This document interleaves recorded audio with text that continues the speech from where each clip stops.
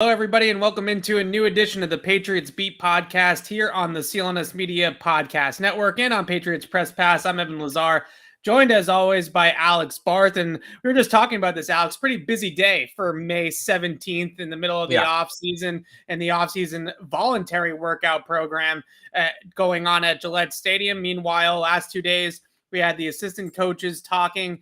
We also had Vince Wilfork just about an hour ago, the newest member of the Patriots Hall of Fame, inducted 2022 here.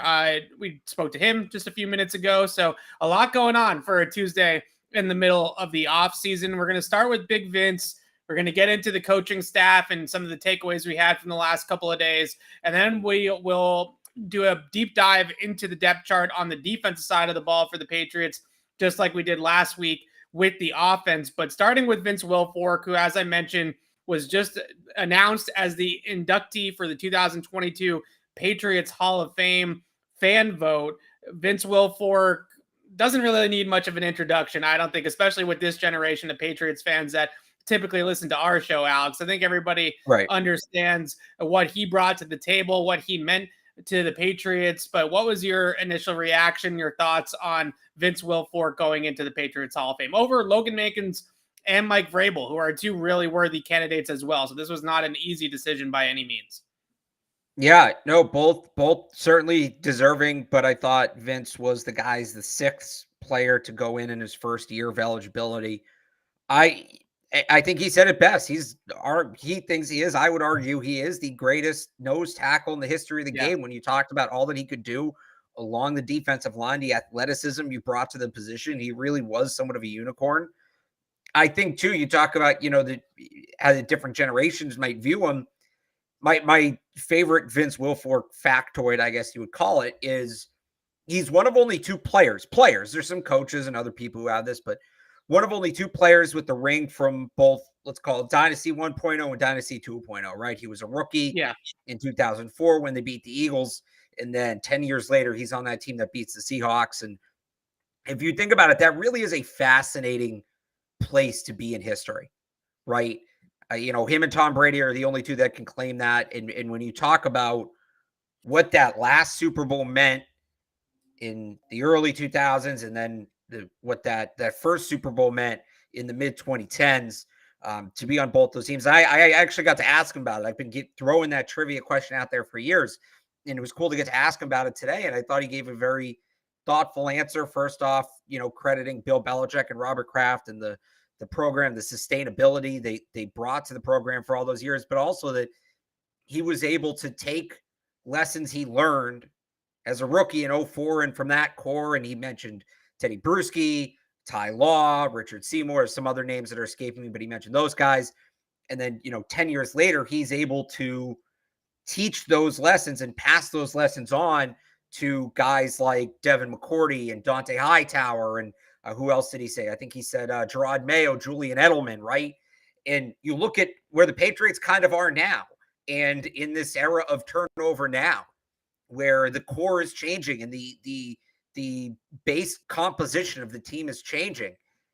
Who are those guys, right? If they're going to make another run at this thing, I think to bring it to the modern conversation around the team, I think we maybe underestimate what Wilfork was as a leader and how he brought that from the first dynasty in.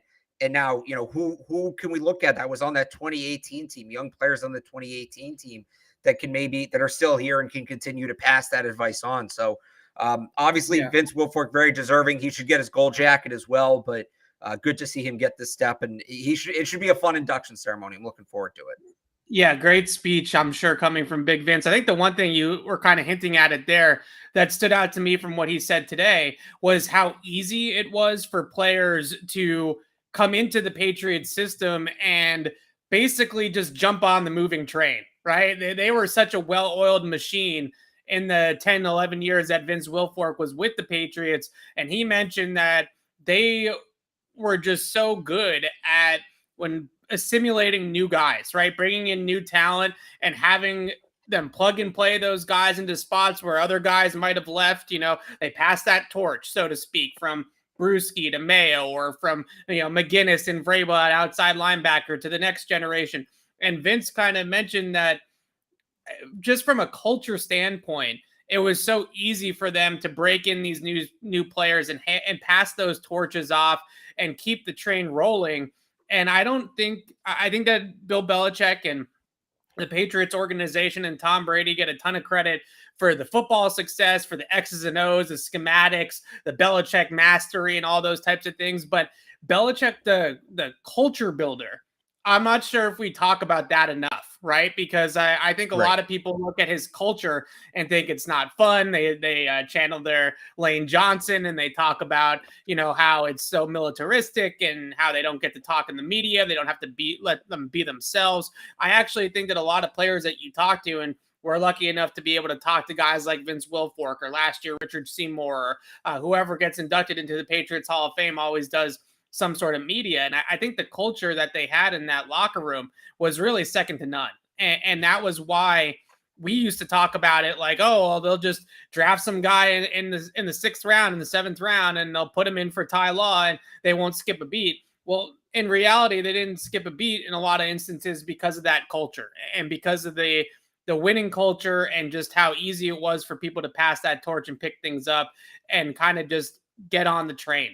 And I thought that was really interesting. He also made a very good case for being the best nose tackle to ever play. I mean, I don't think anybody could have made a better case than he made for himself, probably. And that little speech that he gave about playing in different alignments, 0 to 5 technique, somebody that didn't just play straight up over the nose or as a one technique in the shade in the A gap all the time. This is somebody that the Patriots did move around the defensive line. They were flexible with him. They did hunt matchups for him in certain situations. He could rush the passer. He could stay on the field in passing situations. I think his all-around versatility and ability to play in all 3 downs might separate him from some of the other true nose tackles like he was talking about, true 2-gapping nose tackles like a Ted Washington before him, right, on the Patriots, or someone like that, who was really just there to play on first and second down. Vince was an effective player for multiple alignments on multiple downs and really a true professional in every sense of the word, no matter where they lined him up on the defensive line, and a very well-deserved honor. It should get into the Pro Football Hall of Fame in Canton here soon as well. I think that Richard Seymour getting in is a good indication that Vince might have a really good chance and probably will get in eventually, just because Richard Seymour didn't traditionally fill up the stat sheet either, right? He wasn't somebody that had 150 career sacks or something crazy like that either. So I think that the Hall of Fame voters understand the value in the Patriots system and what Vince Wilfork, what Richard Seymour, what some of those guys on the defensive line brought to the table. So I actually do think Vince has a pretty good chance of getting the gold jacket as well. I already got the red jacket, but in a couple of years, I think the gold jacket's coming too. Yeah, I mean, that's what Seymour did, right? And it's just going to take us pushing and pushing this narrative that it's beyond the stats and it's not the Fantasy Football Hall of Fame. It'll take longer than it should, but I agree with you. I think he'll get there eventually. All right, let's turn the page now to the current team and talk about what we heard from the last 2 days of assistant coaches for the Patriots. I think the number one thing, and there are a couple of other takeaways that I had that weren't about the titles of the coaching staff and the offensive staff in particular, but this is the first time that we heard from Joe Judge and from Matt Patricia since they rejoined the organization. There's a pretty interesting couple of days with Joe Judge and Matt Patricia. I think my one take on it is that I believe them when I say that when they say titles don't really matter to them and don't really matter in general. I'm not as caught up on the titles. I'm not as caught up in who's the offensive play caller. I know that that's a big talking point as well. I actually don't think any of that really matters. I think a lot of these guys have experience calling plays in some way, shape, or form, and they'll figure that out. The bigger concern that I have on offense, at least defense, it's pretty much chalk. They're pretty much the same coaches that they were last year anyways. Offensively, I think that you're in agreement with this, Alex. It's more about big picture wise in terms of development, of player development, and schematic development and creativity and having that football acumen, all those juices to be able to adapt and get this scheme to where it needs to be. Because quite frankly, and I get it, Cam's a different style of quarterback, and that was kind of a one-year thing, and then Mac's a rookie and all these types of things, and there's all these caveats. But their offense last year, and really since 2018, 2019, even the end of Brady's career, it was going stale. It's a stale offense. It doesn't really look like the offenses that you see some of the other powerhouses in even the NFL or especially in college football running. So my bigger concern is not about titles. It's not about the play caller. My bigger concern is, do they have the right people in place to bring this offense along and develop the players like Mac Jones, and then go ahead and also update and bring this scheme to the 21st century, right? Because the comparison that I used when they lost to Buffalo in the wild card round was like, I used to talk to my 96-year-old uncle on his flip phone, right? He's calling me on a flip phone. I got my iPhone 13. We're both talking on the phone, but one of us has got a lot more power than the other, right, in our hand. That's how I kind of felt like with Buffalo. And that's my concern with their coaching staff moving forward is, do they have the chops? Do they have the brain power, for lack of a better term, to develop Mac Jones, bring along this scheme, and bring the whole Patriots offense into football in 2022 and stop playing football like it was 10, 15 years ago? That's a bigger concern to me than titles or OC or play caller or whatever it is. What is your feeling on all of that, though? Yeah, I'm not worried so much stylistically, and we know they're making some changes. They got rid of the fullback. I still think your cell phone analogy is imperfect because you're talking to him, he's talking to you. Like, you're having the conversation. What you can do with the phone after is different, but on the phone call, the both phones are functioning. There's more than one way to skin a cat, right? And I don't necessarily think that they need to be this total new agey offense to succeed. I don't. I think they can still at the right. Was it? I think it was Jair. A lot of coaches say it. It's Jimmy's and Joe's, not X's and O's, right? If you have the talent out there, I think you can find a way to make it work. You build around that. Not every scheme is going to be the same. They don't have to be the Buffalo Bills. They don't have to be the San Francisco 49ers. They don't have to be the Kansas City Chiefs. If they allow players to play to their strengths, they can make an offense that works if they have the talent, right? And that to me has been the bigger issue the last couple of years. It's not that their scheme is outdated. It's that they bring in these players, N'Keal Harry, Jonnu Smith, and then they just don't have them play to their strengths. The biggest thing I think to that they're not having them play to their strengths, though, to push back, because I think they're not having them play to their strengths because those guys are not used to playing in a scheme like this, right? You go from college. I think this is a big thing for Tyquan Thornton, too. Sure. That Baylor offense is nothing like what he's going to run into the Patriots. And I think in the chat, like dial-up internet versus Wi-Fi, right? Or a Tesla versus a Model T, right? Like, we're still all on the internet, but which one's more efficient? Which one's faster? Which one's scoring more points? I also would say, when you start talking about the trickle up theory from the college game to the pro game, my biggest concern is that these receivers that they're drafting, like Tyquan Thornton, like N'Keal Harry, are at a disadvantage coming to New England because the scheme is so different from what they're asking them to do in college that they're not really allowed to be themselves in the pros, and they're not playing to their strengths in the pros. And you mentioned, adaptations and things like that. I would also just say that, taking away all the big picture stuff, do you trust Matt Patricia and Joe Judge to use Jonnu Smith better than Josh McDaniels did, or to use Tyquan Thornton and develop Tyquan Thornton and know how to use his particular skill set, or whatever the case may be? To me, it's creativity, it's right, more than it is about titles. So that's kind of where I was going with it. I think for better or worse, the offense is going to be what it's going to be, right? It's not that they brought in somebody completely outside who's going to overhaul this thing. And brother, I wouldn't consider the Bengals offense like super new agey, right? It's pretty. The Bengals play the hits. They play the hits.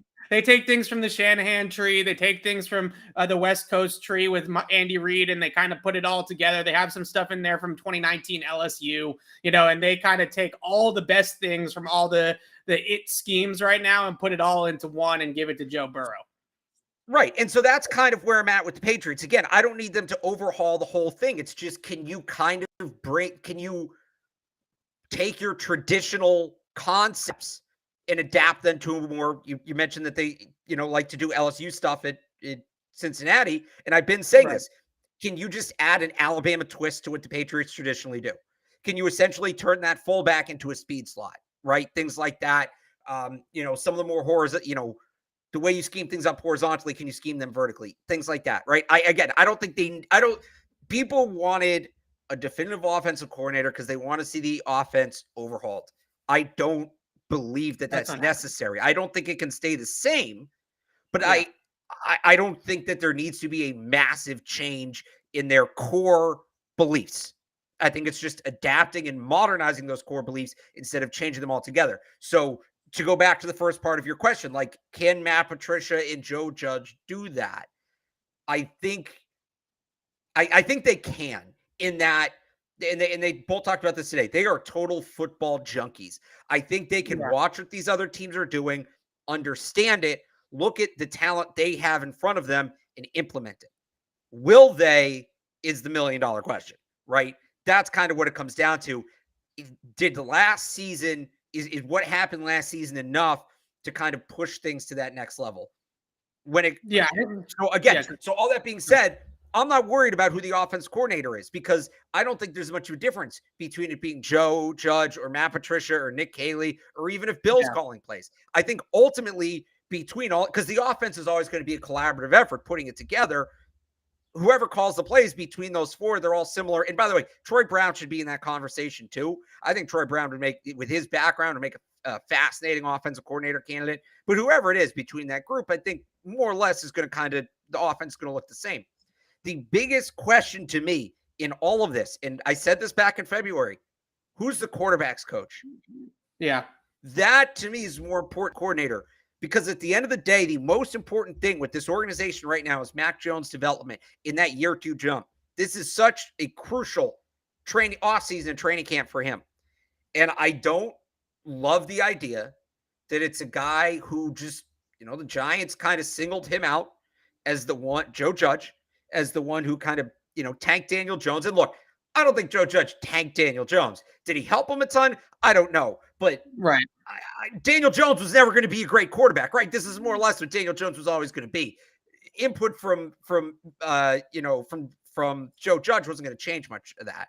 I don't think Daniel Jones was a good prospect, but it sounds like Joe Judge is going to have other responsibilities, whether it's being the offensive play caller, whether he said he's going to work with the other offensive skill positions as well.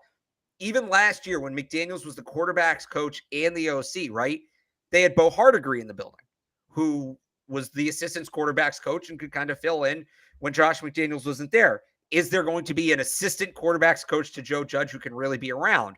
I'd like to see Mac have a dedicated coach. Now, maybe that's Brian Hoyer, who, for a number of reasons, as we've discussed on this show, isn't going to be a coach. For him to be in the building, he has to be on the roster. And I think it's worth a roster spot to have him. Maybe that's him, and maybe I'm too worried about it. And that's a fair comeback. That's a fair concern. But in all of this, I'm not worried as much about who's calling the plays, because once we found out Bill O'Brien wasn't coming in, it's going to be what it's going to be. I don't think there's much variation at this point between the options. To me, it's who's working with Mac Jones on a day-to-day basis to maximize that year two jump. That is the biggest concern for me. Joe Judge is an interesting candidate. I'd like to see them bring in somebody else, because it sounds like Joe Judge is going to be wearing a lot of hats, but this is kind of what we have so far. Yeah, I think Joe Judge is no. I think you've made a lot of good, interesting points. I think the biggest thing with the quarterback's coach is, like Judge did say today, you're not completely reinventing the wheel with the quarterback. You're working on footwork. You're working on fundamentals. You're working on reads, certainly. And all those reasons, to me, and this is why for years, Josh McDaniels was his own quarterback's coach, right? There at Patriots actually didn't have an actual quarterback's coach on staff, because McDaniels was just the quarterback's coach.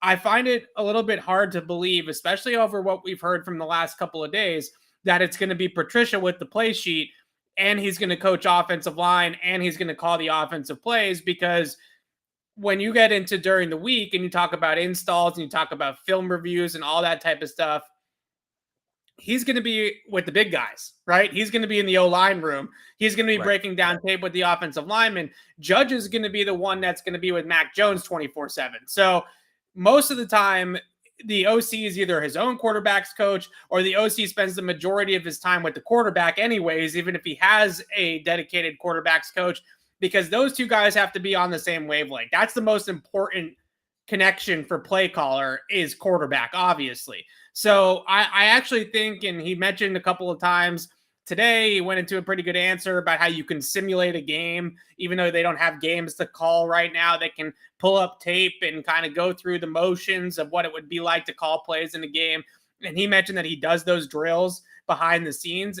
I don't think he's doing those drills if he's not planning on being the play caller, or isn't at least on the inside track to being the play caller.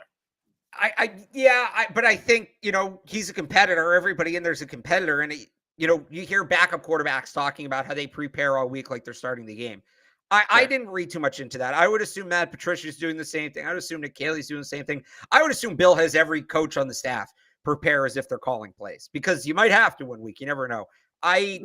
It's an interesting anecdote from Judge. You're right. I can't read that much. I don't read that much into it. And maybe it does mean he's the favorite, but yeah, I just don't like the optics of the offensive line coach calling the offense, because again, you're not in the meeting rooms with Mac Jones when you break into positions, right? You're in the meeting room with the offensive lineman. Right. So now we get into one of those scenarios that I think it was thrown out a lot about the other side of the football. Is there one succinct message? Is everybody on the same page? Is everybody pulling the rope in the same direction? I think when you have Joe Judge coaching up Mac Jones day in and day out, and then you get to Sunday and Matt Patricia is the one that's got the play sheet, I think you run into the possibility that there might be some disconnect there. So again, I would also mention, just because we don't know what the plan is, there's definitely a plan. And they kind of told us a little bit more than I think people are making it sound like they told us. We know what positions Joe Judge and Matt Patricia are coaching. We know how this is sort of going to be put together, more or less. The play caller is a little bit ambiguous, but I think the general outline of what they're doing on offense is very similar to what they do on defense, where Matt Patricia and Joe Judge are your offensive versions of Steve Belichick and Gerard Mayo, right? They kind of break up the duties of offensive coordinator. Those two break up the duties of defensive coordinator, and they go from there. And of course, Bill Belichick is involved in all of it, and he's got a hand in all of it, and certainly has a huge hand in Mac's development and all that type of thing as well. So again, I'm not worried about the titles. I don't think either one of us are really that worried about the play caller. The question is big picture. Are they going to point the ship in the right direction, right? Are they going to have Mac on the upward trajectory? Are they going to have the offense and the scheme updated and adapted to the personnel and all those types of things? We'll see what happens. We'll see. I don't think Bill Belichick himself is going to call offensive plays. I don't think he wants to call plays, honestly. I think he wants to be kind of that overseer of the game and the game manager from the CEO's chair, instead of having to get into the weeds of the play sheet and things like that. But other than all that, which I think is the biggest drama that we have out of all these things in terms of play caller, titles, things like that, were there any other anecdotes, tidbits that you picked up over the last couple of days that you thought really stood out? I mean, the whole thing from Cam McCord about the long snapper responsibilities was awesome. I know people are kind of down on Cam McCord, and honestly, I get it. The special teams had a really rough year last year, and that falls on him. But coaches, and a number of guys said this. Gerard Mayo said this. Matt Patricia said it. I think Joe Judge said it. And, at their core, coaches are just teachers. That's what they are. Right. And Cam McCord loves to teach. And he's so good. Like, that element, at least with us, he's fantastic. Every time we talk to him, I legitimately learn something about the game of football. I think it's great. So, I know people are kind of down on him, but I'd be interested. They've lost a lot of special teams personnel recently, right? And I think they've made some moves to kind of enhance that unit. I'm interested to see what happens this year. Ultimately it falls on Cam McCord because he's in charge of that group, but I'm interested to see if I really want to believe last year was a blip. I'll be honest. I want to believe last year was a blip because it's hard not to be captivated when, Accord speaks, and when he talks about, you can tell he's really passionate about all of that. He checks all the boxes, right? It's hard to exactly, maybe it's something in the schematics of it, but if I'm hiring a coach, that guy's going to be on my short list. Just his passion for the game, in the way he appreciates the little thing in the game. So I liked listening to him. He doesn't sound too discouraged by last year. It's just going to be interested to see, kind of what the results are. Because, if they have another year like this year, as passionate as last year, if they have another year like last year, as passionate as he is, it's a results driven business. But I'm glad they gave him another shot. And I really hope and I think that there'll be improvement. Yeah, it's going to be really interesting to see what the special teams looks like. You mentioned some of the guys that they lost: Brandon King, Brandon Bolden, Gunner, obviously on returns. Yeah. Maybe that could be addition by subtraction in some places, right? I don't think Brandon King in particular was really great last year. He had some bad penalties on special teams and maybe was not a part of the problem from a culture standpoint at all, but maybe part of the problem on the field. So we'll see if that's something that actually helps them in the long run instead of hurts them in some areas of the team.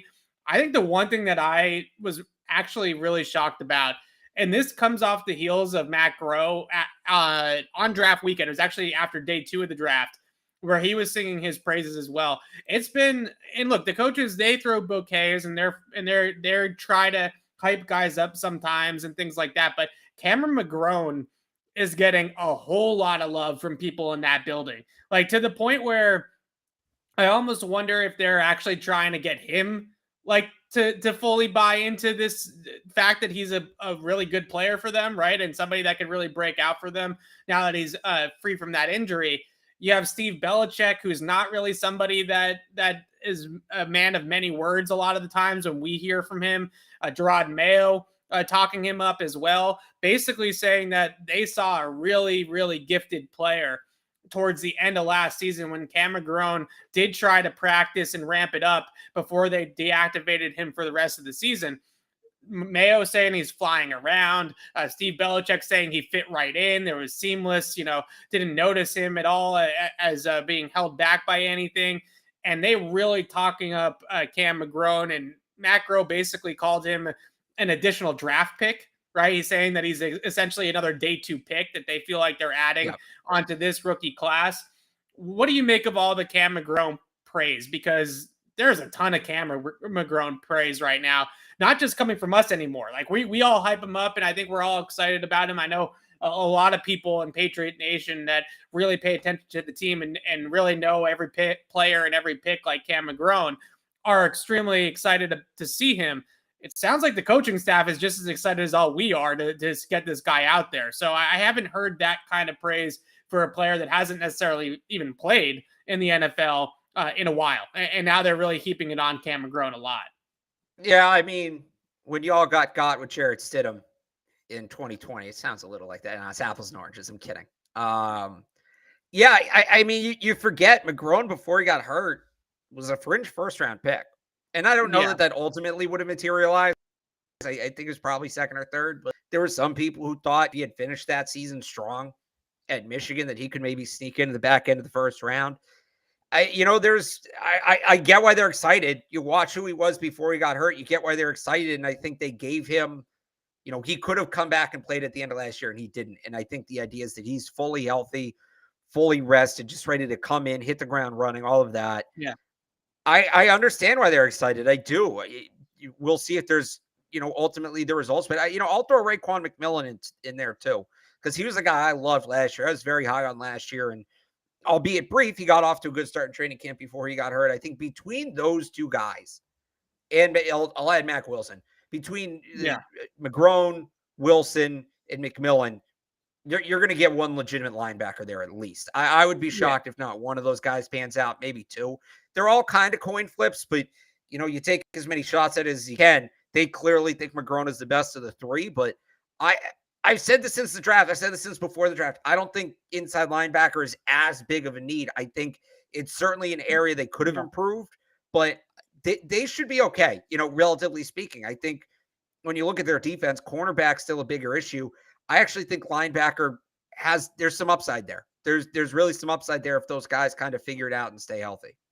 The way it looks like, and this is probably a pretty good segue into what we're going to do for the second half of the show, the way it feels is that they actually took Cam McGrone at some point in time, their evaluation of him coming out of Michigan and also what they've learned about him in the last year, and put him in the stack, right? And said, Cam Right. McGrone or Christian Harris, Cam McGrone or Quay Walker, you know what I mean? And actually did that exercise and went down the line. And I think they came out of it saying Cam McGrone. Like, we actually like Cam McGrone a little bit better than some of these guys they could have had on day 2. Like, whether it was later on day 2, like somebody like Darian Beavers or someone like Chad Mumma or along those lines. They came out saying that they feel like they have the guy already in that vein, that developmental, young, fast, new age type of linebacker. I think they felt like they didn't have to draft it because they already had it in the building. It's just been a little bit more behind the scenes than what we've been able to see. So I'll pull up the depth chart here and get into the defensive side of the ball. A couple of things that have changed a little bit over the last couple of days with some releases and things like that. But this is the full roster now. I also put specialists on here as well, but we can get to those at the end. Let's start left to right. Let's move right across. And I want to start with the defensive line. And the number one guy, I think that, we're talking so much about new additions, Alex, or redshirt guys like Cam McGrone. How big is Christian Barmore's development? Because if there's a dude on this defense, and what I mean by a dude is I mean like an elite all-pro level player on this defense, it's Christian Barmore. Like, he's the guy that has that potential to reach that level.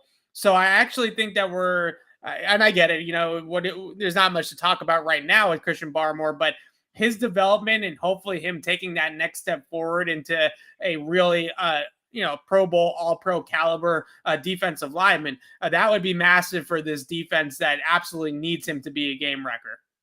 Yeah, especially because they lost a key piece up front in Kyle Van Noy, right? Where playing on, he was kind of able to hold things steady, playing opposite Matt Judon, allowed Matt Judon to play a little more free. Who's that guy going to be this year? Is it going to be Josh Uche? Is it going to be Ronnie Perkins? I'm not saying that they're going to move Barmore out to the edge, but I just think Judon, reckless isn't the right word for it, but Judon's at his best when he can kind of just focus in on one thing. Run the arc, yeah. Pin his ears back and get the quarterback, yeah. Yeah. In order to be able to play like that, you need sturdy presences elsewhere up front. And I thought Van Noy was a guy like that last year. I thought Dietrich Wise was a guy like that last year. But, Van Noy really, because he's on that other side, it's different playing in the middle. I don't know that Barmore can replicate that effect, but they need somebody to keep offenses honest where they can't just key in on Judon. And Barmore probably is the best shot at doing that. So, yeah, I think that jump would be massive. I certainly think he's up for it. I really do. I thought he was just scratching the surface last year. So, yeah. I'm excited about that one, but it would be big. Yeah, when he and Judon were rolling, the Patriots defense was rolling. That was during that win streak, that two-headed tandem. They were lining them up sometimes on opposite sides of the line and getting them both one-on-ones. And other times they would run games on the same side of the line. And you have some real problems that they can cause when they're both rushing on the same side. And especially if there's a weak link over there. The game that stands out to me is that Charger game and poor Storm Norton, the Chargers right tackle. It was either Barmore or it was Judon rushing on him on pretty much every passing situation, and they ate him alive. So those types of mismatches that they can pick out, the two-headed monster that they can play with, that's a big part of their pass rush this year. And I just hope that Barmore can take that next step of being a little bit more sturdy against the run, so he doesn't ever even need to think about coming off the field, right? And the one thing that I look at with this group too, to segue it to some of the other players here, I look at Devon Godshaw there too, and I say, okay, well, he didn't really work out too much well as a zero technique, right? A straight up nose tackle over the center. Maybe they do kind of morph this into more of an even front 4-3 type of look. It's not obviously going to be a base 4-3. It's more like a 4-2 nowadays. But Godshaw as a one technique in the shade, that I think is a lot more comfortable of a role for him than playing straight up over the center. And if you do play those even fronts a little bit more, it allows Barmore to play the 3 technique, which is, I think, really where he would thrive the most. The 3 technique is where you put the stud interior pass rusher. That's where Aaron Donald plays most of the time, is at the 3 technique. And that's where you can really get those one-on-ones and scheme up those matchups for him to just pin his ears back and get up the field. So I wonder with Godshaw, who does they can save some money. If they decide at the end of training camp that Godshaw is not the answer, they can get out of that contract this year and save some money on the salary cap. So I look at that player and I say, well, they got to figure out either a way that they're going to use him better than he was last year, or they might actually end up moving on from him at the end of training camp if he doesn't have a good camp. So what is your feeling or your sense right now on Devon Godshaw, who I really didn't think was what they thought they were getting? I thought they were signing somebody that was going to be a true nose tackle, a two-gapping, right? Not Vince Wilfork good, but somebody in that mold. And that's not really the type of player he ended up being. And look, he talked about that when he first signed it. He was a big fan of Vince Wilfork's, and he kind of wanted to continue that nose tackle lineage in New England. Yeah. He played at last year, and look, maybe they try something completely new, but I thought last year he was at his best when he was a 3-4 defensive end. Yeah. And maybe that, to talk about what I talked about before, maybe that's it. Maybe he's the one playing opposite Judon. You're not going to, at least on early downs, I don't know if he's going to be out there on passing downs, but maybe like a 3-4 end kind of role. And then you still need that nose. We've talked about this. I'm surprised they didn't take a nose in that draft. Maybe it's Carl Davis, who they seemingly really like and they brought back in free agency. Daniel Aquale isn't quite big enough, I don't think, to play the nose, but he's somebody they're very high on and played well down the stretch last year. I think at this point, if Godshaw is going to make the team, it's as a 3-4 end. I'm just looking up how big Daniel Aquale. Carl Davis, like 320. They brought Aquale when they brought Aquale up last year. It was to be a pass rusher, right? To be an interior pass rusher on third down. So I don't think that's the role that they have in mind for him. But you just mentioned it there. I just feel like I look at the way that they're constructed. I really do think an even front, it maybe makes a little bit more sense with the personnel that they have, given the way that it's gone for them, right? It just moves Godshaw into a better spot. It moves Barmore into the optimal spot where he's not having to take on blockers and two gap and things like that, and he can actually shoot up the field. And then they got guys like Wise and Anderson and even Lawrence Guy, who I think can play the 5 technique. And those guys can be like your 4-3 end, right? So then you have a nice, strong, sturdy, strong side there with those players. And you mentioned that they didn't draft a nose tackle. They didn't sign like a guy like Rayquan Mcmillan as a UDFA or anything like that. Either they really, really believe in Devon Godshaw and Carl Davis, or they're thinking that they don't actually need a Rayquan Mcmillan, right? Because they're not actually going to play with a straight up over center player, that they're going to truly need that two gapping nose tackle. So I wonder if that was maybe a tea leaf, that they don't feel like they actually need that role on the team this year. And that's why they didn't go after one of these nose tackles in the draft, because they're not going in that direction schematically with the defensive front moving forward. Any love, the guys in yellow, for people that don't know, I should have mentioned this. The guys in yellow who are guys that I have currently as roster locks based off a contract, based off a role last year, this year, projected things like that. Any love for any of the players not in yellow on the defensive line?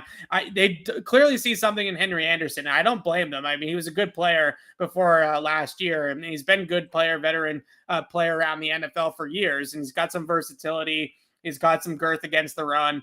He's clearly somebody that they want to keep around. That's why they reworked his contract. So he's almost a lock, just because they clearly either told him, well, we're either going to cut you or you're going to take a discount, and he took a discount. So I think he's probably going to be here.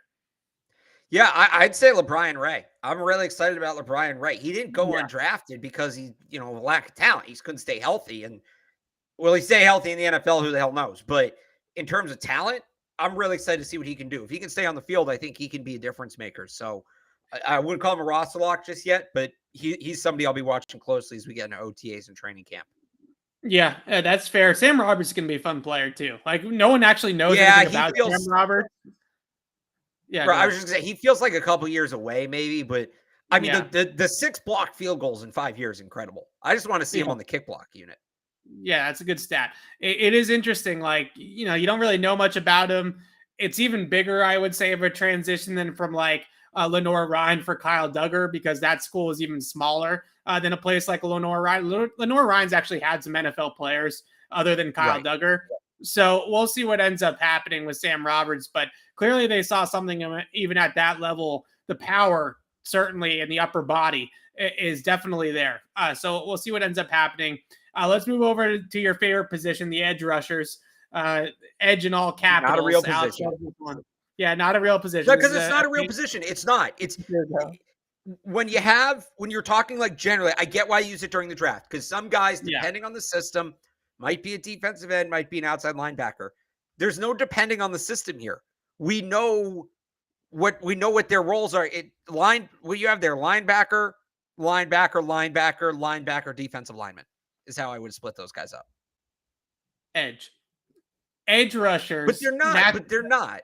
Okay. I want to get to I want to get to the younger guys in a second, but I do want to start with Matthew Judon, because I thought Matthew Judon was a great signing. I thought it was a great pickup. I thought it was a good season last year. He did do the Chandler Jones thing a little bit, though, right? Where he first 10, 11 games, he's got like 12 sacks, faded down the stretch. He talked about buy-in and maybe just trying to do too much. Like he was trying to take over the game too often, right? Instead of just playing within himself and playing within the system.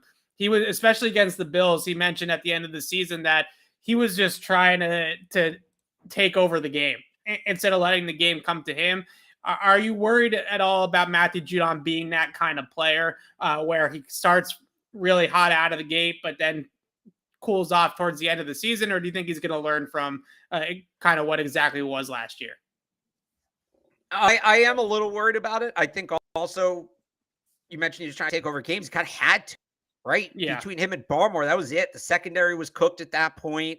The linebacker play was kind of lacking. Like they needed him to be a playmaker. This is where I look at, can Barmore shoulder more of that load? Can they get something from Wilson, McMillan, McGrone, where they just don't need to ask as much of him, right? It was kind of like a star receiver where he started being double and triple teamed and maybe being held a little bit, but that's another conversation. But, he's getting all the attention and nobody else stepped up, took advantage of those one-on-one matchups, anything like that. So I am a little worried about it, but I don't necessarily think the fix is Matthew Judon, like conserving himself early in the year or anything like that. I think the fix is figuring out how to win once Judon gets taken away, right? Or maybe it's two separate issues. Like I'm kind of formulating this take in real time. You want Judon to be a playmaker, a difference maker, a game wrecker for 17 games. And maybe that's a conditioning thing or whatever that is. That's between him and the coaching staff. It's really hard to identify what that was from the outside. Outside of some more double teams, there was nothing obviously schematic about it. At the same time, the unit as a whole, you can't have Matthew Judon get taken out of a game. Just throw your hands up and say, well, that's all we got, right? You need to kind of have a plan B, a plan C. I thought that I don't want to say they didn't have one last year because we don't know. They just never really went to it. They kind of just kept trying the same thing. Have a better or a quicker trigger to go to another plan and try to work around maybe Judon getting erased if and when that does happen. So plan B or plan C is the next two names on the list, right? Josh Uche and Ronnie Perkins, at least at that position. Which one of these two guys I think is the best way to put it? Because we all know at this point, especially Uche, what he brings to the table and his skill set. I think we all remember Ronnie Perkins from the draft and what he brings to the table. But which one of these two guys out of Uche and Perkins do you feel like has the best chance to actually be, let's call it a full-time player, like for lack of a better term, right? Somebody that's a real contributor to this team. Uche over the last couple of years has basically been a 20% snap guy when he's been out there as a designated pass rusher, as a third down pass rusher type of player, not an every down guy. Do you think that either one of these guys has the chance to develop into an every down player? And if so, which one? Well, so I'm going to kind of take a cop out here. I actually think they pair off each other very well. And I think that rotation on the strong side has some, am I wrong though? Like there's potential there with Ronnie Perkins. They could mix and match it. They could. Yeah. Right. I think with Ronnie Perkins, maybe is more that, pure strength option. It's almost like you look at running backs, right? Like the Thunder and Lightning running backfield setup, shout out Reggie Bush and Lendell White, but there's a million examples. Where Perkins is just kind of your bully. And when you need that battering ram, he can be that guy, maybe an early down guy, probably more of a traditional edge setter. And then Josh Uche could just play shot out of a cannon and go get the quarterback. And I still won't write off Anthony Jennings either. I still won't. I think as a passing down edge setter, he led Alabama in the SEC. I don't remember if he led the nation in pass deflections as a defensive lineman his final year in college. That's something they're going to value tremendously. It shows a guy can hold his own at the line of scrimmage, doesn't overcommit, knows how to read and get into passing lanes. Like, I think all three of them, I think there's some value in rotating those three guys. If one of them comes out and is just, balls to the wall, outstanding on a roll, you play them.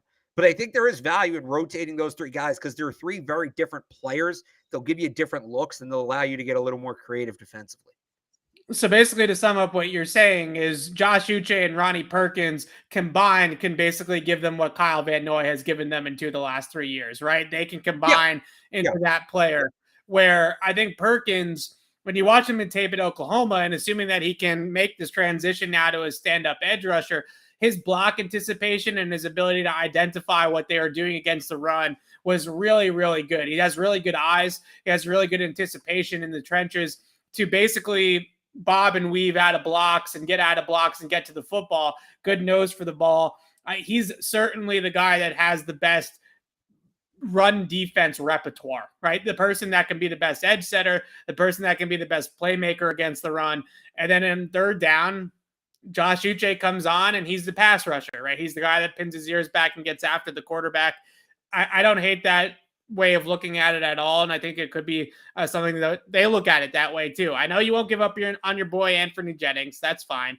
You can continue to not give up on that one. I'm not giving up on anybody. I never give up on people, but with Anthony Jennings, you got to see something, right? I mean, at least Uche, you've seen something, even though it hasn't been consistent. We've seen a flash or two of Uche making plays in the NFL. Let's not forget, in 2020, and I know the 2020 season is a throwaway to some people, but in 2020, Anthony Jennings had the second most snaps of any linebacker besides Sean Bentley, and there were flashes. And then last year he was hurt; he didn't play. I would say we've seen something from Anthony Jennings. It's not a ton, and it wasn't recent like Josh Uche had last spring, last summer. But I wouldn't say we've seen nothing from Anthony Jennings. When he's been on the field, he's been competitive. The issue's been staying on the field. He looks slow to me, slow in space, especially. So if you're going to play him on the edge, he's like an early down, or like he to me is a great RPO defender because he's going to be able to stay in that passing lane while still holding the edge. Yeah, the one thing I'll give him, he's got more length than the other two guys, right? He's much longer, much girthier than the other two guys. So that's the one concern that I would have about Ronnie Perkins being like a true first down edge setter. Is the length. He doesn't have particularly long arms. He's not particularly tall. Anthony Jennings is a little bit more built than he is in that vein to be that every down edge setter. So maybe they do like that part of his skill set. Certainly that's why they drafted him, right? I mean, that was the appeal to draft him to begin with. So we'll see what ends up happening. Like I said, I don't give up on anybody. So I'll give him the benefit of the doubt for now. Maybe he can still turn it around. All right. Inside linebackers, off-ball linebackers. Juwan Bentley, we know, early down Mike. He's going to be the guy in the middle. That's his role. You mentioned that we were talking about Cameron McGrone with the coaches just a second ago. Basically, out of these next three guys, Wilson, McMillan, and McGrone, they just need one of these guys to be good, right? One of these guys to be serviceable and maybe even better than serviceable. They're looking for somebody to play that weak side linebacker spot off the ball.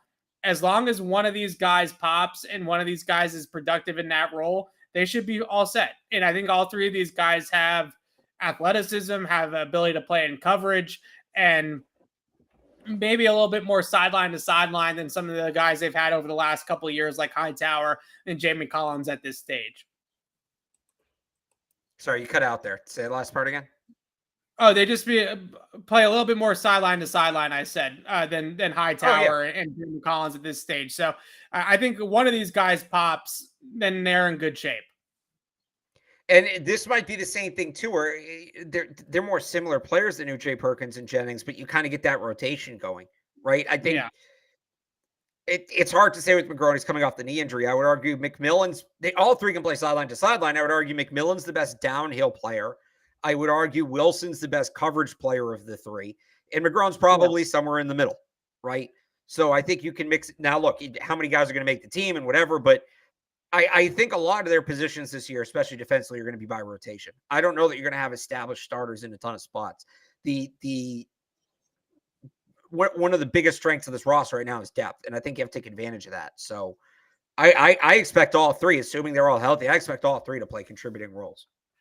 Yeah, granted, it was early in camp before he got that injury, but the best coverage linebacker in Patriots camp last year was Rayquan Mcmillan. And I don't think it was particularly close. He was easily the best guy in coverage, and not just covering running backs on flares out of the backfield and like running the seam, dropping into zone, really getting depth and getting good ability down the field to get up the field. I think that he's somebody that is truly being underrated, and I'm interested to see what he's able to do, because I think he was easily going in to the preseason before he got injured last year. I thought he was going to play on third down, honestly. Like I thought he was that good in coverage in camp. So in camp, excuse me. So we'll see what happens with Rayquan Mcmillan. I know a lot of people are want to see Cameron McGrone. We all want to see Cameron McGrone, and I think that the team wants to see Cameron McGrone. But don't sleep on McMillan, like Alex is saying. I think he's somebody that's also going to be factored in here. Moving right along here, I like this pace. We're doing a little bit quicker than last time. I appreciate that. Actually rapid firing. Cornerback. This position, I have Devin Hafford on there. Got to take him off. This position, more than any other position on the roster, Alex, feels like they have a lot of bodies, but I'm not sure if any of these bodies are really that good, right? Like they have a ton of corners on the roster. Taking Devin Hafford off of here, I think they're at 9 corners on the team right now, if I'm eyeballing that correctly. But are any of these guys more than, I hate to use CB1, CB2, CB3, but really it feels like if Jalen Mills is your third corner, you're in good shape. Right now, he's probably your number one corner, which does not feel very good at all. Well, yeah, I'll go back to the starting pitching analogy I like to use, right, with baseball, where you have number one starters and you have aces, and not every ace is a number one starter, and not every number one starter is an ace. I think right now Jalen Mills is a number one starter by default. How many teams in the league would he be the number one on? I'd say less than half, certainly. And I also think Jalen Mills is at his best when he's playing a rover role, when he's playing some corner, some nickel, some safety, some linebacker. So, yeah, it does feel like they're up against it. It does feel like they're either counting on Jack Jones to just pick things up very quickly, or Malcolm Butler to just come back after a year off like nothing's wrong. And we've seen with all these opt-out guys from the COVID year just how difficult that can be. This one's wide open. I'm actually surprised Devin Hafford got cut. Devin Hafford was going to be, one of my sneaky UDFAs to make the team. Big body corner, fantastic college production, all that. He seemed like a fit. Maybe he was hurt or something. I don't know. But yeah, I'd still like to see them out here, whether it's James Bradbury, whether it's somebody else who gets cut at the end of camp, what have you. I still think they're short here, I would say. Yeah, if there's one position on the roster where they're dying, for years it's been the number one receiver, right? Everybody's like they got other good pieces, but they need the number one receiver. I think now it's turned to the number one corner. Like if there's one position that they absolutely need a stud to fill out the depth chart, it feels like at cornerback. Again, they got numbers. They got 9 guys on the roster. I think really taking 6 or 7 of those guys can play in the NFL, right? But none of these guys move the needle for you significantly at that spot. You're really, really hoping, because Marcus Jones is a nickel. He's a slot. He's not going to play on the outside. That's never going to be his role. You're really, really hoping that Jack Jones is just an absolute stud, right? Like he's a day one contributor. When we talked to Eric Gelko a few weeks ago about Jack Jones, he thought that Jack Jones would probably early on in his career be a nickel and then move outside eventually in the NFL. The Patriots don't have the luxury to play him in the slot, nor do they have the necessity to play him in the slot. They got tremendous depth in the slot between Jonathan Jones, Miles Bryant, Marcus Jones. Like they go 3-4 deep in the slot. It's the outside spot that's the concern. I think you're going to see, if this is the group where obviously they're going to whittle this down, but assuming that that's the top half of the group, you're going to see, to me, a lot of, we're going to double Stephon Diggs, and whatever Gabriel Davis does to us, he does to us, right? I don't think that you can trust any one of these guys on an island with Diggs or with Hill or with any of these players. So this is, I think, going to harken back a little bit more to those Belichick days where it was double the number one out of the game, put your number one corner on their number 2 guy, and hope that Jalen Mills can hold water against Gabriel Davis, right? Like that's sort of Right. the idea here. And we'll see what ends up happening. What about Shaun Wade in the chat? Look, Shaun Wade to me is like almost teetering on Jeff Thomas territory for a lot of Patriots fans, where like everybody just kind of thinks that this guy could be the potential savior. We'll see. Like I really am going to have to see it in training camp from Shaun Wade for me to be too excited about that player for me. Well, Jeff Thomas is like no-showed in the U.S. Oh, he has a hamstring injury. That's why he hasn't played. Okay. Pittsburgh needs him. They're 1-4. This is what happens when you don't have Jeff Thomas. Wade's an interesting one because he played like he's built like an outside corner and he played like an outside corner. His last year in college, he had trouble with it. Prior to that, he was a big slot and he was better there. So should they try him at outside? I think by process of elimination, you kind of have to, just because you're pretty good in the slot between. When they acquired him, that's where he was playing. Right, in the slot. But now you got, I think they're fine at slot corner. We're going on no, about they were the outside corner position. When they made the trade, when he got here, the last preseason game he played in, he was playing outside. So I think they're trying to develop him as an outside corner. Sorry to cut you off. But yeah, I think they're trying to. You're all good. And again, by process of elimination, you have Jonathan Jones, you have Marcus Jones, you have Miles Bryant. Like you're good in the slot. Maybe not going forward. Jonathan Jones in a contract. See how Marcus Jones looks, but for this year, they're fine there. They need the help on the outside. So I think you kind of have to try Shaun Wade out there and see what he'll give you. Worst case scenario, you can always move him back inside, but I think for this year, he needs to be considered an outside corner. But, between him, I'll take him outside over Juwan Williams. I'll take him outside over Terrence Mitchell. He might be their what is that, fourth outside corner right now, third outside corner right now, whatever that is. I guess so the last question, want to redshirt Jack Jones. Yeah, so the last question that I wanted to bring up here at the corners before we move on is Juwan. Is this it for Juwan? I think we all assume it's it for N'Keal Harry. It's kind of the same conversation, just on the other side of the football. I don't even know if there's anything that they can get for Juwan Williams. Like, he might just be straight up cut if he doesn't beat out, like, let's say, like you're just talking about Shaun Wade, like Terrence Mitchell even, I think is somebody that could beat him out for a roster spot at this point, the way that they look at it. If he's not, they're not going to carry 9 corners. So somebody's going to have to go from this list. And it does feel like the clock is very much running out on Juwan Williams. Yeah. So the only reason to me this is different than N'Keal is I still think they could get something for N'Keal Harry. They're not going to get a lot, but like look at the Jarrett Stidham deal, right? I think they could do that same trade with N'Keal Harry. I think that would work. Especially if somebody gets hurt in camp. Right, exactly. I don't know if they could do it today, but at some point, I don't even think you're getting that for Juwan Williams at this point. That game, there was one play last year in the game in Buffalo where he gets beat off the line so bad. I don't remember who the receiver was. I want to say it was Gabriel Davis. He gets beat off the line so bad that he didn't even run with the receiver down the field. He just turned and watched. There's no coming back from that. There's just no coming back from that. So he might make the roster by default. If they can't trade him, I don't know that they will cut him because of the optics of it, right? Right. But maybe just turn him into a core special teamer then and whatever. But yeah, I think Juwan Williams at corner is over. We'll see how the roster ultimately shakes out. I'll probably have him off my first roster projection. But yeah, I think that experiment's over. As much as I think it's too late for this, honestly, the best that Juwan Williams has looked on an NFL field is covering tight ends.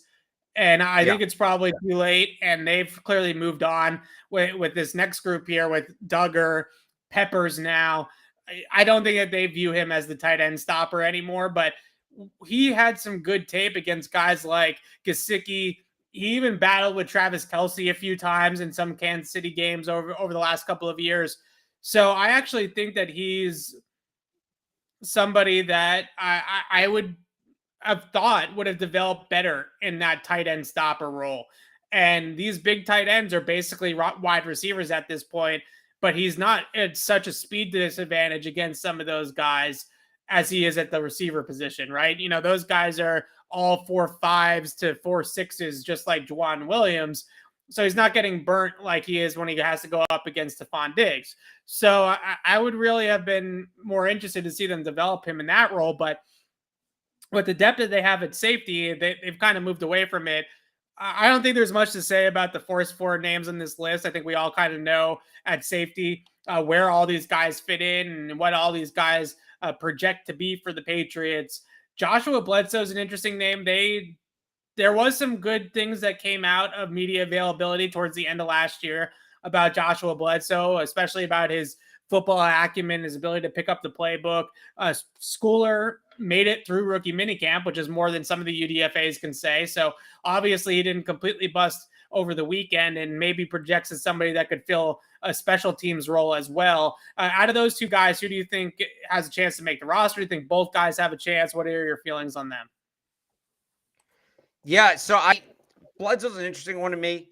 I don't know that he's more than a special teams player, but I think he can be a core special teams player. I'd probably put him over in that column you have over there on the right. We talked about this earlier, right? Kind of the overhaul of the personnel this year. I think both of these guys, Bledsoe and School, are both have a real chance to make the roster as core special teamers. So yeah, I don't know how much either of them are contributing on defense, but again, they need those guys. Jakob Johnson's now in Vegas. I think he struggled last year at times, blocking in kick coverage. I really don't need to see Giovanni Talai try to block a punt rusher again. We got enough of that. They need new blood there, and I think these guys both have upside in that sense. Yeah, so I don't necessarily disagree. You would put them in the kick coverage specialist category, is what you're saying, maybe more than safety at this point. Right. Yeah, I would agree. Yeah. Yeah, I feel you on that. I think that Joshua Bledsoe in particular, when they drafted him, they talked up his special teams ability. And I think he's somebody that they figured if he didn't make it on defense could have a long-time role on the team on special teams. So I think that that's definitely a potential avenue for him on the team. All right, moving on to those specialists now that we have here. Really I wouldn't say any real, uncertainties here with this group. Like I think Nick Folk, Cardona, and Bailey, they did add a long snapper who I have to add to this as well. But I think those three guys are pretty safe. But what do you know about Jake Julian? You're the punter guy. Is there any sort of chance? Because we talk so much about Jake Bailey and his contract and why drafting a punter might make some sense. Is there a possibility that Jake Julian has the talent to at least push Jake Bailey enough that it's worth it from a dollars and cents perspective? Well, that's what it comes down to, right? Can Jake Bailey prove he's $4 million better than Jake Julian? And also, they could extend him too, and that kind of ends it. They brought in a second long snapper. So that tells me that Jake Julian's not just there to hold pads, right? And kicking. Right. He's got a big leg. He's kicked in the cold. It would be the strangest thing that's ever happened. Like, I honestly think and I don't think either of these are likely, but I think there's a better chance Julian replaces Bailey in camp this year than Nordin does Folk, I would say. Yeah. That's a fair way of putting it. Yeah. Yeah, I think especially after, Folk last year, I think even if Folk struggles in camp, he'll get the benefit of the doubt early in the season. I think Bailey's job's probably safe, but Julian's going to be fun in camp. I think he's one of those guys to experience it, but we talked about this a lot with Bailey when they got him, right? The ball just sounded different coming off his foot. From what I understand, I've never seen Jake Julian in person. I've never heard him kick the ball, but from what I've read about him, from what I've seen on TV, he seems like he has that kind of leg. So that'll be interesting to see. Yeah, he's got a good leg. He's got a couple of punts, I think it was. I read over 70 yards in the air. So he's got a huge leg. We mentioned it. Is he $4 million worse than Jake Bailey? That's a big question. Right. I think Nick Folk's an absolute lock to be the kicker. He's just been so consistent. I mean, he's honestly over the last 2 years, he's probably been the most consistent player on the team. Right. So I find it hard to believe that Belichick would just completely go away from that at this point. Just based off of the confidence that Nick Folk has developed in him and himself over the last couple of years. All right, lastly here, these kick coverage specialists. I almost put Cody Davis in yellow too because you lose Brandon King, you lose Brandon Bolden. You still need to bring in some of the old guard, right? You still need to keep some of the old guard here on these kick coverage specialists. I know this position group in particular, and I like breaking it up like this because Matthew Slater is not a wide receiver. Justin Bethel is probably the closest thing to a corner. Like Justin Bethel actually plays in corner. He might be in that cornerback. He might end up being in that cornerback conversation when it's all said and done. Yeah. So he's probably the closest thing to actually being listed in a different position. But this group, I think, drives some people nuts that they pay this much money for these three players. But this is a situation. This is what the Patriots do, as we know, and I think they have to hope that this group brings on better play on special teams than what we saw last year. Yeah, no, you need improvement there. I honestly think Davis is a roster lock. I really do. I almost put him in yellow. PFF had him as the highest graded kick coverage player last year. He had one bad game. I think it was the Colts game. Besides that, I thought he looked pretty good. You're right, though. They need a boost from this group. They certainly do. They can't have a special teams performance like they had last year. All right, so that's the defensive side of the football. A nice pace to that one. I'm really Although you don't, you're just gonna leave out Joe Cardona. Oh no, you have him in there. You don't have the other one. I have him there.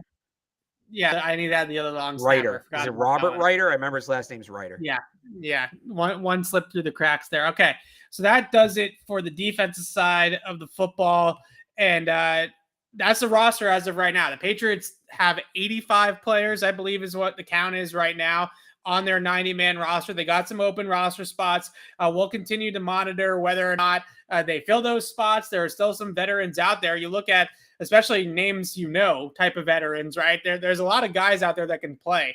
Obviously, I think the biggest one around here is Trey Flowers, who's still a free agent. He could potentially come back to the Patriots as an unrestricted free agent, but you look down the list of the still available free agents, there's definitely guys that can still play. I do also wonder, and, they've talked up this young linebacker group so much that maybe not, but are they holding a roster spot for Dante Hightower just in case? I say no. I do think that they're trying to move on there, but it's possible that they are sort of holding on to one. Yeah. Gerard Mayo, this was kind of a throwaway line, but was asked about, this was on Monday, was asked about Juwan Bentley as a leader and kind of the core. And he said, it's tough when you've lost guys and he included a couple of, he included Patrick Chung, some other players, Kyle Van Noy, but he did include Hightower when he said that. So maybe he knows something. Maybe it was he's not in the room right now and it's that simple. Right. But maybe I would bet Gerard Mayo would be one of, if not the first person from the Patriots to know if Dante Hightower is going to hang him up. Those two are close. They played together. Yeah. I wonder if Gerard Mayo maybe knew something and let something slip there. Based off of everything that they have told us so far this offseason, and granted the information that comes out of that building always has to come with a grain of salt and isn't always the most fruitful, but they've been talking up Cam McGrone so much. They've been talking up getting faster, getting younger, passing the torch so often that I feel like now it would almost be disingenuous for them to then go ahead and bring Hightower back and have him play 70% of the snaps, right? Well, the second part, I don't think it would be disingenuous to have him back. He's a good leader. I think he could still give you something, maybe as an edge rusher, right? Maybe he replaces Kyle Van Noy. I think he could still give them something. It wouldn't be the same role he's traditionally had, but I actually am not. I know Patriots fans or some Patriots fans that don't want to see him back. And it sucks that, by the way, Patriots fans seemingly hate this guy now when he's one of the best linebackers, might be the best. We're going to tip it as an outside guy, right? Maybe the best middle linebacker in the history of the Patriots. I don't think that, for the right price, it would be the worst idea in the world to bring him back. Again, in a new role, a more limited role, but I wouldn't hate seeing him back here. No, and I think what I more meant was the second part, right? Where they bring him back and then all of a sudden he's an every down player again. That would be disingenuous. Right, but if he's going to come in and be basically like a captain and sort of a leader of that room, but play more on just first down, essentially, right? And maybe short yardage situations, goal line, 3rd and 1, 4th and 1, then that might be something different. But if he's going to come back and play any sort of significant role, that's not really what we've been given from the coaching staff and from Matt Groh over the last couple of months. So I'd be pretty surprised if that's the plan. And Gerard Mayo has talked about it. I know the line you're talking about. He has basically talked about the situation Dante Hightower is not going to be here, right? Like he's talking about it like that is not a door that is still open. So we'll see what ends up happening there, but it's definitely interesting to see how that linebacker room turns over. We got a minute for the Boston Sports Minute. We got to do one, right? Big game tonight. All right, so Boston Sports Minute, time to wrap up the show, Alex. should we pour one out for the Bruins first, or should we just talk about the Celtics? Do they deserve it? It's the same crap every year. The star, and look, Marchand had a good series. Bergeron was fine, but they got nothing from Pasternak. I get McAvoy was hurt, but I thought when he was on the ice, he didn't do a ton. Lindholm, I think, left something to be desired. The stars disappeared. The depth players didn't show up at all. They were all negatives, and they got nothing on the power play. It's the same thing that does the Bruins in the playoffs every single year. I'm proud of myself. Last year, I said I wouldn't fall for it again. I didn't fall for it this year. But, man, if they get something from David Pastrnak in that series, they probably win it. Or something from the power play. Or if anybody, Charlie Coyle, Taylor Hall. If Taylor Hall, if any of those secondary scorers give them something, it was really right there for the taking. I thought Swayman was actually pretty good. That was, if you want a positive takeaway from that series, Swayman, I think that's the last box he checked. He held his own series. He feels like the real deal. But same thing every single year with this team. And we'll see. It sucks because this could really be the end of an era, and it sucks Patrice Bergeron's going to go out, 10 straight, 11 straight years without a cup. I felt like he won kind of the end of an era there, but different years, same crap, man. Out of all the Boston sports teams, even in the Red Sox included in that dumpster fire, I kind of feel like the Bruins are in the toughest spot right now because they kind of have their foot in each door, and I don't really know. Right. They're in a situation that I don't want to even be in. Like I wouldn't want to be Don Sweeney right now and Bruce Cassidy, because what do you do? Like, where do you go from here? I think the number one thing that concerns me about the Bruins from a big picture sense is that Charlie and Jeremy Jacobs, I think, were actually probably looked at this season as a success. They were an exciting team. They made the playoffs. They got the playoff checkbook, right? They got the concession stands and the ticket sales for the 3 playoff games at home. And they were competitive, and they were a fun team to watch. They kept the fans engaged all year long. That, I think, is more what they're looking for in that clubhouse than championships, than banners. And that's broken in Boston. Like, that's not how we view things here in Boston. So it's going to be interesting to see, because the Bruins, on paper, if they run this back and they just go about their business and they add another, third line winger like they do every offseason, and they go ahead and they just do the exact same thing, they're probably going to be in a playoff team again next year. We're going to be in the exact same position. We're going to be on May 17th talking about the Bruins season ending after round 1, right? Like, we're going to be in the exact same spot as we are in now. And I just don't think the ownership cares. I think that they're fine with that. And that's a problem. That I think is the biggest problem with the Bruins moving forward. They're not, I didn't think that they need to fire anybody or anything like that, but they do need to decide directionally where they're going. Like, are they keeping Bergeron and Marchand and Pasta and that whole core together and going for a cup again with this group, because they truly believe this group can get over the hump and get back to the Stanley Cup Finals? Or are they looking at it from a longer picture, bigger picture sense and saying, we need to start turning this roster over? It's a tough spot to be in. I don't know what call to make, because I think there's really good arguments for both sides of it. I think you wait. It's up to Patrice Bergeron, to me. Yeah. You don't shove him out the door, but if he's willing to hang him up, I think you hold on to Marchand, Pasta. You just signed Lindholm and Swayman. I think anybody else you look to move. And I'm not saying they need to totally. Yeah, they're keeping McAvoy. They're keeping Charlie McAvoy. Correct. Sorry. Yeah. I don't think you need to totally tank, but I think you need a reset season. You need a lottery season. You need to just kind of reset the books, see if you can somehow move Ullmark. And you know what? If you miss the playoffs one year, so be it. And then you come back next year and you have a chance to reload. Basically what the Patriots did in 2020.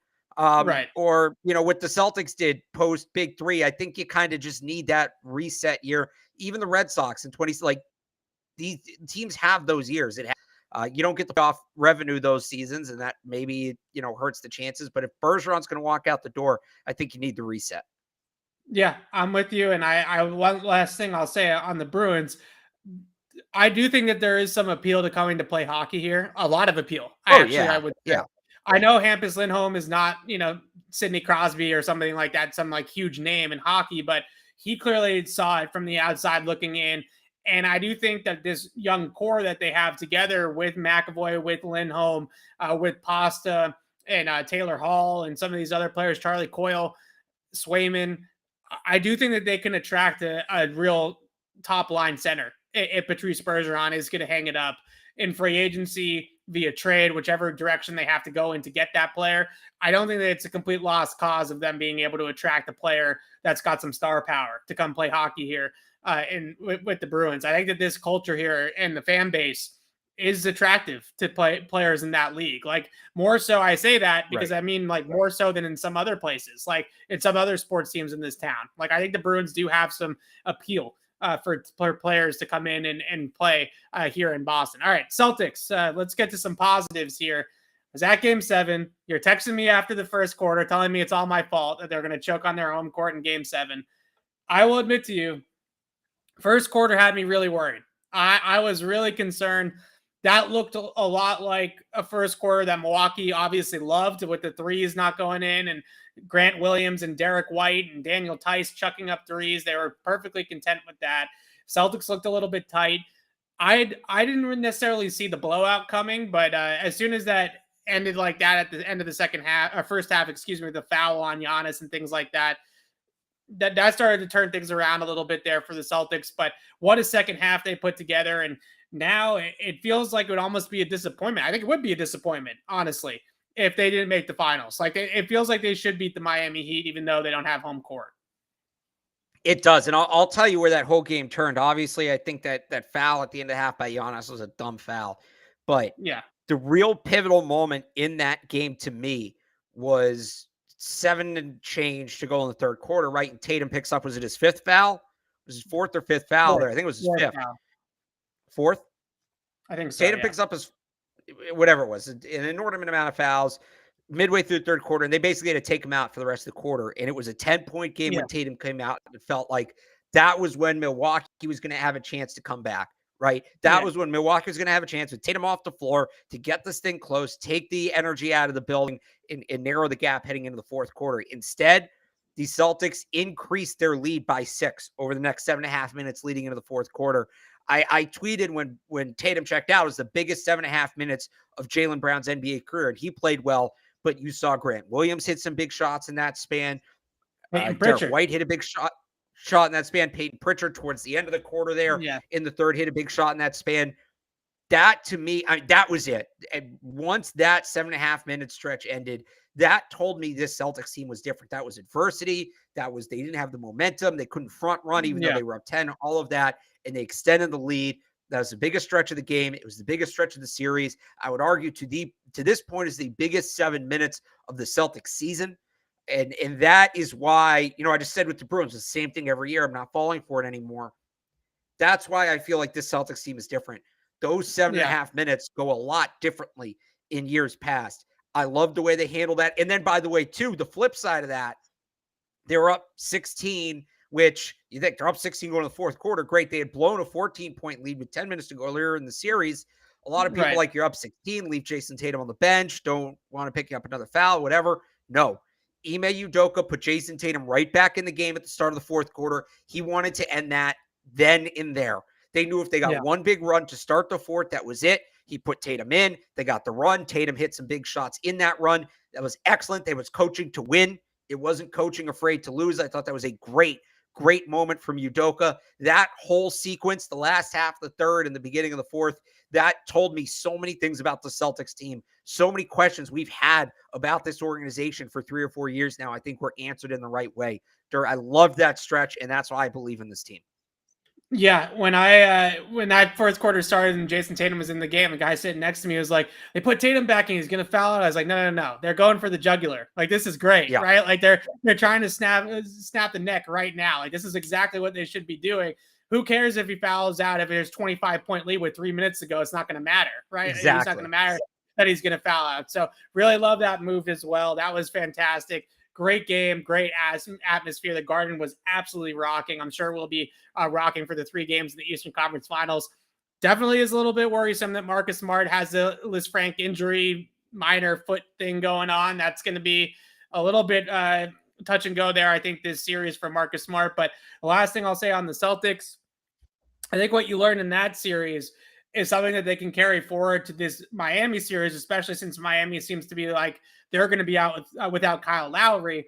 The longer these series last, the better it is for the Celtics, it seems like, if they do get into these 6 or 7 game series. They are so deep compared to some of these other teams. And I know that a lot of people, kind of make fun of like the Pritchards and those guys of the world, but the Celtics like 8th and 9th guys are playable in these playoff series.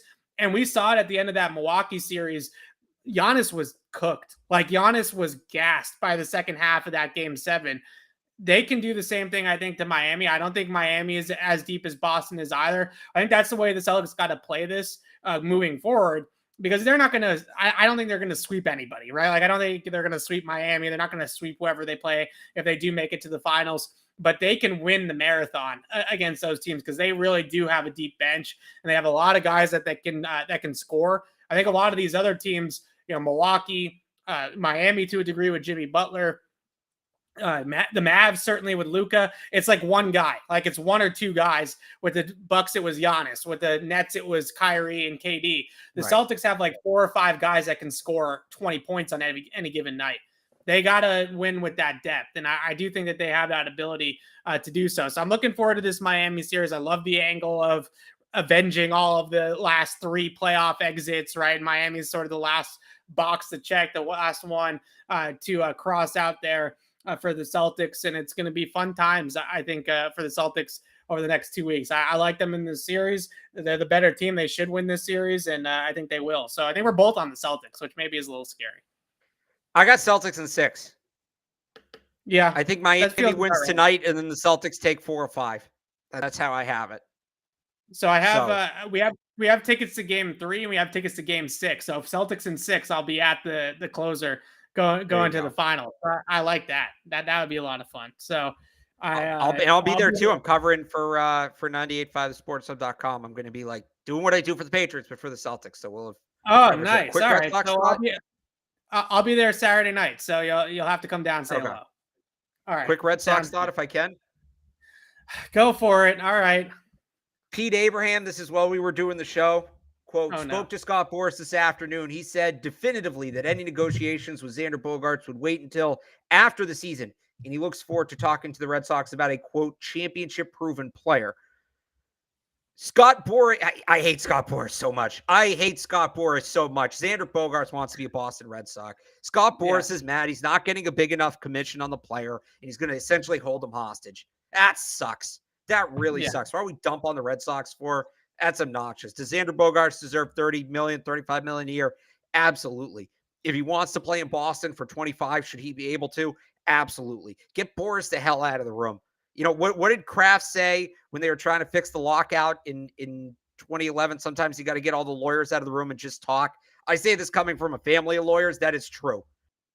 Just get the negotiators out. Let everybody get what they want. So I think one angle of this, that being said, the Red Sox are still a mess. But yeah, I've heard Xander talk about this. Did you see? Hang on. Did you see what's going on with the Penguins? By the way, very similar. Yeah. So Malkin and Letang were Penguins' second and third best players behind Sidney Crosby, are both pending free agents. And apparently, the Penguins front office, and John Henry owns the Penguins now, lowballed them by like $15 million each. Does that sound familiar at all? Does it sound familiar to anybody? Relative to their sports, in Letang and Malkin are good players. They're both a little bit older. Neither of them is a star on the team. Devers is worth more to the Red Sox than either of those guys are to the Penguins. So it's not a great sign for Rafael Devers, by the way, that Red Sox ownership is now shortchanging Sidney Crosby's Robin. Yeah. Not great. And the only thing I was going to say about Xander, he said this before. I feel like I'm like a dual citizen of Aruba for my family, going down there all the time over the years. As much as I am very much pro player, like I think players should go out there and cash out and make all the money in the world. Like they deserve it and they should go out there and do it. But coming from an island like Aruba, like $25 million to Xander Bogaerts is like probably enough for him to live like 10 lifetimes. You know what I mean? Like I think that that's really truly where he comes from. Is I think he appreciates that he's been with the Red Sox this whole time. The Red Sox brought him up. The Red Sox discovered him, so to speak, and brought him along and all those types of things. And I don't think that the $300 million contract means anything to Xander, because Xander has lived on an island that, quite frankly, people don't make a whole lot of money down there, right? Like, so I don't think that he is one of these people that's obsessed with the money. It's unfortunate that he has an agent who is obsessed with the money, right? And that the agent is the one that's pulling him to be greedy and pulling him towards the other side of it, because it's taken away so much of Xander Bogaerts. That this is not a guy that's money hungry, that's greedy, that's all about the bottom line. He understands the bigger picture, and he understands that life is bigger than just a paycheck. And again, I'm pro player. I hope he makes as much money in his pro career as he absolutely can. But he's already made enough money for himself, I'm sure, than way more money than he ever could have imagined ever making, I'm sure, in his life, as any of us, really. So I hope they keep Xander Bogaerts. I hope they do the right thing. And I hope Scott Boras doesn't turn him into one of those guys, right? Like, I hope that Scott Boras doesn't drag him down with Scott Boras into the lawyer universe, as you put it, Alex. So that's your Boston Sports Minute. And tonight, Celtics Heat is on at like 11:45 or something like that, Alex? Or what does it start? 8:45? Yeah, 8:45 starts. So it's gonna be a late night. I can't. I won't go on a rant about that tonight. Maybe I'll save that for Thursday when I'm like half asleep because I stayed up until 3:00 in the morning because of this game tonight. I can't believe that. That is gotta be. This is later than like Sunday Night Football, right? Like, this is 15 minutes later than that. Yeah. An absolute joke that they're starting this series. And every game of the series, I'm going on Saturday night for game 3, like I mentioned. That's an 8:30 tip too. Can I give you a bigger joke? Can I give you a bigger joke than that? What? So like the game starts at 8:30, right? The home games are 8:40 or whatever it is. Yeah. T's still shutting off at midnight. Yeah. Good luck getting home. Uber's $200 in the city of Boston. Right. Can we run the T until the end of games, please? Is that too much to ask? Yeah.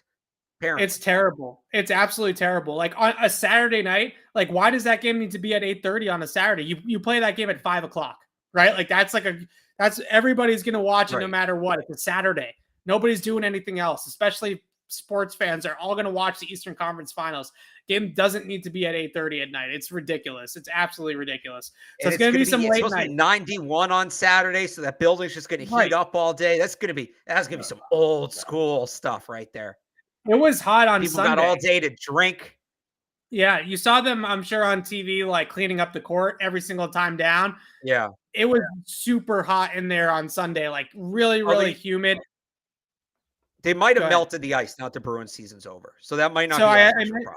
But I mentioned to my dad that I didn't know if the ice was still there or not. Maybe that was something that was a factor. But even like going into like the concourse area or the bathrooms, like it was like a skating rink because of how much moisture was on the floor because of the humidity in the building. So it was already hot in there on Sunday. I can only imagine on Saturday how hot it's going to be unless they really crank the AC in there all day long. So it'll be interesting to see if that's a factor. I think it could be. It's going to be really hot. It's going to be really humid. Remember the LeBron game? What was that? The Cramps game, like against the Spurs, in like I think 2011 or something like that. I could see, or 2012. I could see that being a factor. And on Saturday night in this series, really, really hot in Boston. But yeah, end of rant about 8:30 tip off. Please give me a break. That's horrible. That's absolutely horrible. But that's not here nor there. All right, so let's wrap this up. Thursday, we will do a Q&A, live Q&A edition of Patriots Beat on Thursday afternoon around the same time, 4 or 5 o'clock.